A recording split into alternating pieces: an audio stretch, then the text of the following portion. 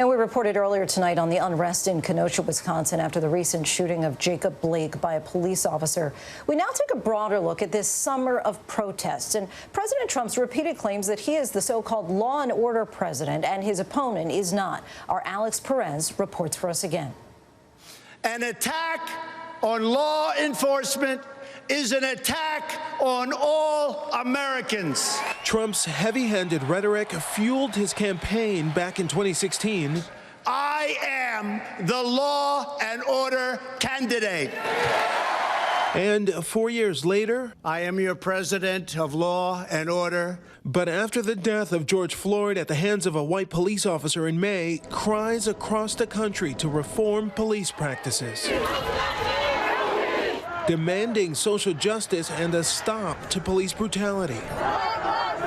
Protests in the streets of Portland, Oregon,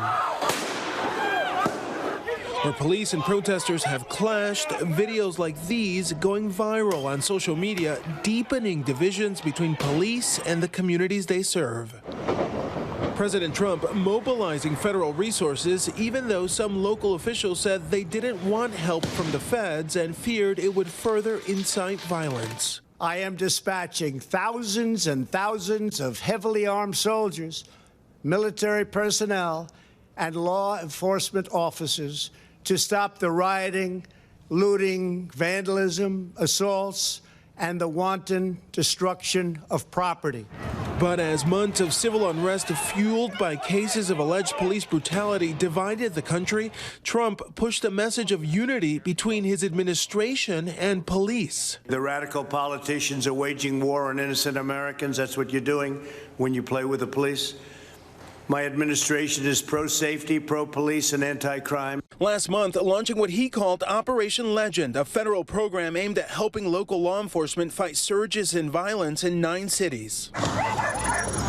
In this summer of protests against police brutality, many officers themselves have been injured or killed in the line of duty. Like retired police captain David Dorn, who was shot and killed by suspected looters while protecting a friend's store. He really tried to make a difference. I would just want him to be remembered as that person in the community that tried to go above and beyond.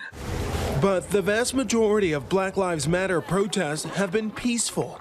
As the nation mourned after the killing of George Floyd, Trump called Floyd's death a, quote, disgrace, and said he was an ally of those who protest lawfully. I am your president of law and order and an ally of all peaceful protesters. Peaceful protesters in Washington, D.C. say they were subjected to an unprovoked escalation and excessive use of force as they faced off against federal police in riot gear who fired gas canisters and used grenades containing rubber pellets to clear the way for the president's June photo op in front of St. John's Church. Trump now drawing a sharp distinction between his law and order record and the record of his opponent. It's a left-wing war on cops. If Sleepy Joe Biden were to become president, he would immediately pass legislation to gut every single police department in America. You know that. My agenda is anti-crime and pro-cop all the way, and that's what it's got to be. Slamming calls to defund the police, a move Joe Biden also opposes. There won't be defunding. There won't be dismantling of our police.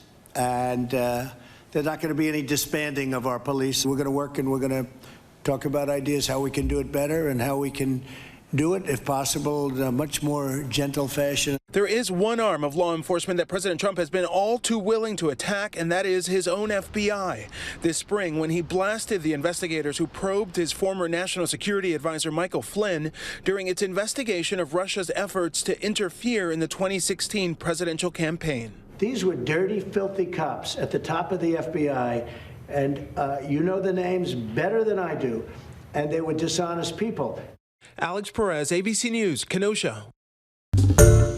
Hi everyone, George Stephanopoulos here. Thanks for checking out the ABC News YouTube channel. If you'd like to get more videos, show highlights, and watch live event coverage, click on the right over here to subscribe to our channel, and don't forget to download the ABC News app for breaking news alerts. Thanks for watching.